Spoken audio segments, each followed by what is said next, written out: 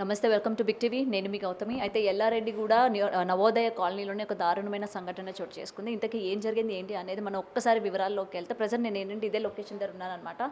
ఇది మనకి individual house అని చెప్పొచ్చు. ఇక్కడ ఏంటంటే గత 2.5 ఇయర్స్గా రెంట్కుంటున్నారు ఉమామహేశ్వర్, అలాగే సుజాత అన్న వ్యక్తులు. ఇద్దరు ఆడపిల్లలు కూడా వాళ్ళకు ఉన్నారనమాట. వీళ్ళు కుటుంబంతో ఇక్కడ రెంట్కు ఉండడం కూడా జరుగుతుంది. అయితే నిన్న ఏం జరిగిందో ఏమో తెలీదు. ఉమామహేశ్వర్ గారు వచ్చేసరికి ఏంటంటే ఆయన ఆర్ఎంపీ డాక్టర్గా ఇక్కడ చెప్తూ ఉన్నారనమాట. ఎప్పుడు కూడా ఆయన ఆర్ఎంపీ డాక్టర్గా మనకి తెలుసు డాక్టర్స్ ఎట్లా ఉంటారు ఏంటి, టైం అయ్యేదేం ఉండదు, ఎప్పుడు పేషెంట్స్ ఎక్కడ ఉన్నా సరే వెళ్ళాల్సి వస్తుంది. సో ఇదే టైంలోని ఉమామహేశ్వర్ గారు కూడా ఏంటంటే వైఫ్ పిల్లలు ఏంటంటే ట్యూషన్కి వెళ్ళడం జరిగిందనమాట. అండ్ ఉమామహేశ్వర్ కూడా ఏంటంటే నైట్ టైం పని అంటే హాస్పిటల్కి లేకపోతే క్లినిక్కి వెళ్ళి వస్తానని చెప్పి ఇంట్లో నుంచి వెళ్ళడం కూడా జరిగింది. అయితే ఇదే టైంలోని వైఫ్ ఇంట్లో ఉండడం జరిగిందనమాట. పిల్లలిద్దరూ కూడా ట్యూషన్కి వెళ్ళడం జరిగింది. అయితే అసలు ఏం జరిగింది ఏంటో తెలియదు, కానీ ఇంటి నుంచి అంటే బయటికి కొంత టైం అయ్యేసరికి అంటే ఉమామహేశ్వరరావు అలాగే పిల్లలు కూడా ఇంటికి తిరిగి వచ్చేసరికి ఏంటంటే ఆవిడ చనిపోయి ఉన్నట్టు కూడా చెప్తూ ఉన్నారనమాట కుటుంబ సభ్యులు. ప్రజెంట్ ఏంటంటే వాళ్ళ కుటుంబ సభ్యులు పిల్లలు ఇంట్లో ఉన్నారు, ఎవరు కూడా మీడియాతో మాట్లాడడానికి కానీ అంగీకరించట్లేదు. అంటే అసలు ఏం జరిగింది ఏంటి అన్న విషయం కూడా ఇంకా వాళ్ళకి కూడా క్లియర్గా తెలియదు అని కూడా ఇక్కడ వాళ్ళు మెన్షన్ చేస్తున్నారనమాట. సో పిల్లలు అలాగే అతను కూడా ఇంటికి వచ్చేసరికి ఆ వైఫ్ ఎవరైతే ఉన్నారో సుజాత గారు బెడ్రూమ్లోని బెడ్ పైన చనిపోయి ఉన్నట్టు చూసారనమాట. అయితే ఇక్కడ స్టెథోస్కోప్ ఏదైతే ఉంటుందో ఆ స్టెథోస్కోప్తో ఆమె గొంతు నులిమినట్టు, అలాగే కత్తితో కూడా పీక కోసినట్టు కూడా ఇక్కడ గుర్తించారనమాట. మరి ఇంతకీ ఎవరు చంపారు ఏంటి అన్న విషయాలు అయితే ఇంకా తెలియలేదు. మనం చూస్తున్నాం కదా, ఫ్లోర్కి వచ్చేసరికి 2 ఇల్లులు ఉన్నాయి, ఈ కింద ఫ్లోర్లో ఏంటంటే 3 ఇల్లులు ఉన్నాయి. అయితే ఇంతమంది జనం ఉన్నప్పటికీ నైట్ టైం ఎవరు అంత ధైర్యం చేసి వచ్చారు అన్న విషయాలు అయితే ఇంక ఇక్కడ తెలియలేదు. మనకు ఒకవేళ పోలీసులు కూడా ఏంటంటే దీని వెనక ఇన్వెస్టిగేషన్ కూడా చేస్తున్నట్టు తెలుస్తుంది. అయితే ఇక్కడ మనం ఒక పర్టికులర్గా చెప్పుకోవాలి, సీసీ కెమెరాలు కూడా ఇక్కడ ఎక్కడ కూడా అవైలబుల్గా లేవు.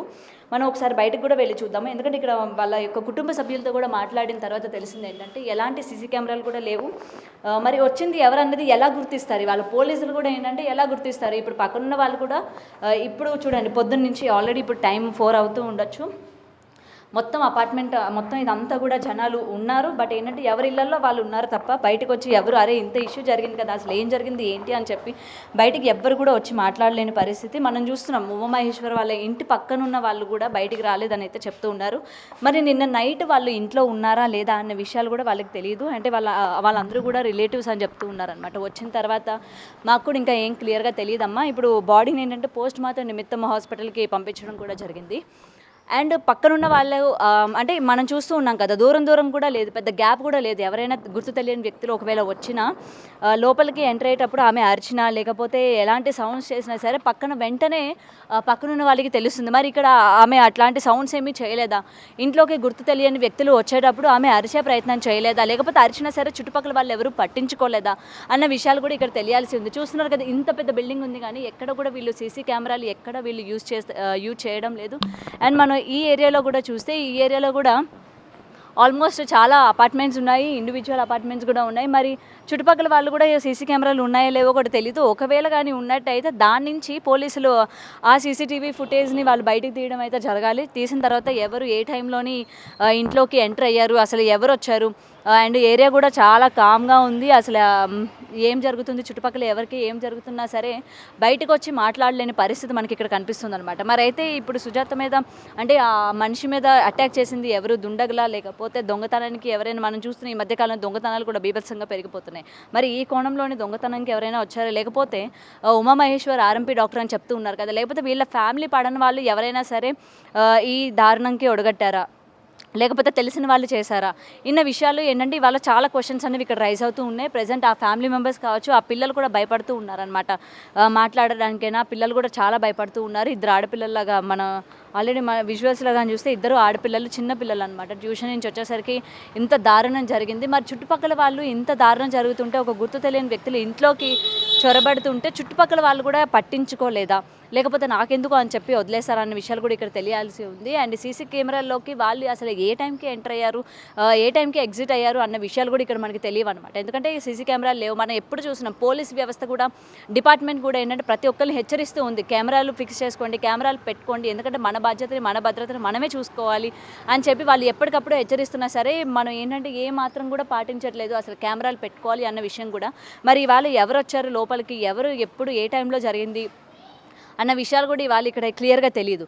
మరి ఎప్పటి నుంచో కాపు కాస్తున్నారా వీళ్ళు, ఏ టైంకి హస్బెండ్ ఏ టైంకి వెళ్తున్నారు, పిల్లలు ఏ టైంకి ట్యూషన్కి వెళ్తున్నారు, పిల్లలు ఏ టైంకి ట్యూషన్ నుంచి తిరిగి వస్తున్నారు, లేకపోతే హస్బెండ్ ఏ టైంకి ఇంటి నుంచి తిరిగి వస్తున్నారు అన్న విషయాలు కూడా ఎవరో కావాలని టైము అన్నీ కూడా పగడ్బందీగా ప్లాన్ చేసినట్టు ఇక్కడైతే క్లియర్గా తెలుస్తోంది. మరి చూడాలి మరి ఇది ఎవరు చేశారు ఏంటి, తెలిసిన వాళ్ళు చేశారా తెలియని వాళ్ళు చేశారా అన్న విషయాలు కూడా ఇక్కడ చూడాల్సి ఉందన్నమాట. మరి మొత్తానికి ఏంటంటే కుటుంబ సభ్యులతో కూడా మాట్లాడిన తర్వాత తెలిసింది వాళ్ళు 2.5 yearsగా ఇక్కడ రెంట్కు ఉంటున్నారు. అండ్ అసలు మార్నింగ్ వాళ్ళకి ఏంటంటే నైట్ ఈ ఇష్యూ ఇలా జరిగిందని చెప్పి వాళ్ళ హస్బెండ్ చుట్టాలందరికీ కూడా ఫోన్ చేస్తే లోకల్లో ఉన్న వాళ్ళందరూ కూడా రావడం జరిగింది. మరి ఇప్పటి వరకు అసలు ఏం జరిగింది ఏంటి, ఇంకోటి ఆ బెడ్రూమ్ ఏదైతే హత్యకి గురైందో ఆమె, ఆ బెడ్రూమ్లో కూడా వాళ్ళు ఇప్పటి వరకు వెళ్ళలేదని చెప్తూ ఉన్నారు. బెడ్ అంతా కూడా మొత్తం బ్లడ్ అది ఉందమ్మా, చాలా భయంకరంగా ఉంది, పోలీసులు కూడా వెళ్ళనివ్వలేదు కాబట్టి మేము ఎవరు కూడా వెళ్ళే ప్రయత్నం చేయలేదు, చిన్నపిల్లలు ఇవాళ అన్యాయం అయిపోయారు అని చెప్పి అయితే కుటుంబ సభ్యులు కూడా రోధిస్తూ ఉన్నారు. మరి చూడాలి దీని వెనుక అసలు ఎవరున్నారు ఏంటి, సీసీ కెమెరాలు కూడా లేవు. మరి పోలీసులు ఏ విధంగా దీన్ని కనుక్కుంటారు, ఏ విధంగా పట్టుకుంటారు, ఆ దొంగలు కావచ్చు లేకపోతే తెలిసిన వాళ్ళు చేశారా అన్న విషయాలు కూడా ఏ విధంగా పట్టుకుంటారు అన్న విషయం కూడా చూడాలి. మరి లోపల ఉన్న వాళ్ళు కూడా చూస్తున్నారు కదా, ఇంత టైం అవుతున్నా ఎవరు కూడా కనీసం లైట్లు ఆన్ చేసుకోలేదు, ఎవరు బయటికి రాలేదు, ఎవరి ఇళ్లలో వాళ్ళే ఉన్నారు, లేకపోతే ఎవరైనా ఉన్నారా లేదా అన్న విషయాలు కూడా ఇంకా ఏమాత్రం కూడా తెలియదు అనమాట.